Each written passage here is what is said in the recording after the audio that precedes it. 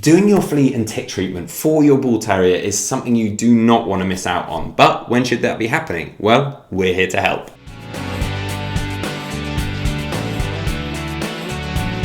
Welcome back to the Fenrir Bull Terrier Show. My name's Joe and I'm a certified canine leader here at FenrirCanineLeaders.com. We are dedicated to helping you learn everything you could possibly want to know about the bull terrier and then how to become a high-level canine leader so you can raise your very own. So if you're new here, don't forget to subscribe and turn on that notification bell so you never miss a future upload. Doing your flea and tick treatment for your bull terrier is definitely something you don't want to forget about. So when should that be happening? Well, today we're going to be tuning into a webinar that canine behaviorist and founder of FenrirCanineLeaders.com, Will, has recorded all about when you should be doing your flea and tick treatment for your dog. Getting a new puppy is a wonderful experience, and if you are planning for a new canine family member right now, you will be busy getting everything ready, no doubt. Puppies are work, but they also make our lives richer and happier. Maybe you already have been to the local vet and set up an appointment for your first visit. After all, vaccinations are vital to protect your dog. But what about flea and tick treatments? Well, in today's webinar, we will discuss at what age your puppy will need their treatments for inner and outer parasites. And we will begin with the first set of parasite treatment, which your puppy should already have by the time that you bring them home. If you buy your puppy from a good breeder, they will give you a pet passport. This booklet lists all the treatments that your dog has received from their breeder's veterinarian. These include medication for inner and outer parasites, as well as their first set of jabs.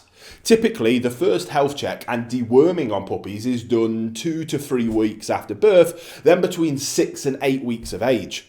They get their first vaccination and another set of treatment to protect against fleas, worms and other parasites at that time. Your job will be to follow up with these 2 sets of vaccination boosters. These are usually spaced apart 28 days from one another. Ideally, the recommended dates for the next jabs will already be marked on the pet passport. And on these vet visits, your dog will also receive their next set of inner and outer parasite treatment. Now, young dogs need all the nutrients from their food to grow in a healthy way. This also means they absolutely need protection from intestinal worms, and whilst outer parasites do not hinder a puppy's digestion, they can cause serious discomfort, disease, and in extreme cases, a dangerous blood loss. Therefore, puppies need to be protected against fleas, ticks, mites, and insect bites. The good thing about these parasite treatments is they do not require separate vet visits. Either your vet will apply the appropriate medication themselves as a part of your consultation, or they will package them up for you. In the case of the latter, ask your vet to write down all the details for you, such as when exactly to give the medication to your puppy, how much of it, and whether to give it with food or on an empty stomach. Now, usually parasite medication for puppies comes in the form of a tasty pill that your dog will usually eat without any problems. In case they don't, use a piece of soft sausage or butter or cheese to hide the pill in. If you find yourself having trouble getting your puppy to swallow the medicine, ask your vet for help, and they have tons of clever ways to do it. As we said earlier in this video, your breeder's vet will already have treated the entire litter for parasites. All you need to do is keep up a regular schedule of treatment, which your vet will also be happy to provide. Also, many vets will send you an email or a text message before your dog's next parasite treatment is due. So let's talk about the kind of parasites that puppies can get, and we'll start with internal parasites. Now, most people immediately think of intestinal worms when they hear the term internal parasites, but one of the most dangerous internal parasites for dogs is the heartworm, which is transmitted via mosquito bites.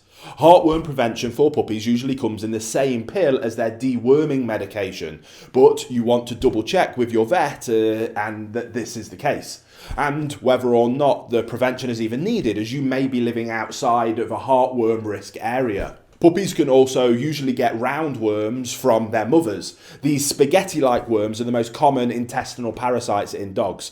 They can be seen in the stool, especially after a deworming treatment. Now, tapeworms will lodge in the small intestine of dogs, who can become infected by eating rodents or fleas that then carry the worm. Tapeworms can appear in the excrement again, looking like grains of rice. Now, hookworm infection is often caused by puppies eating other dogs' excrements, and they cannot be detected in the dog's stool, so you won't see them. Whipworm infections are quite serious and can cause bloody diarrhea. Infection comes from swallowing contaminated soil, where the worm's eggs can survive there for years. They're some of the more common internal parasites, but there is also external parasites. And external parasites take nutrients from the dog's blood and can live either on top of the skin or within it. Some of them only cause superficial skin issues, whilst others are carriers for other more dangerous organisms. Lice, fleas and mites are the most common external parasite in dogs. Apart from pesky itching, they can cause severe allergy in young dogs.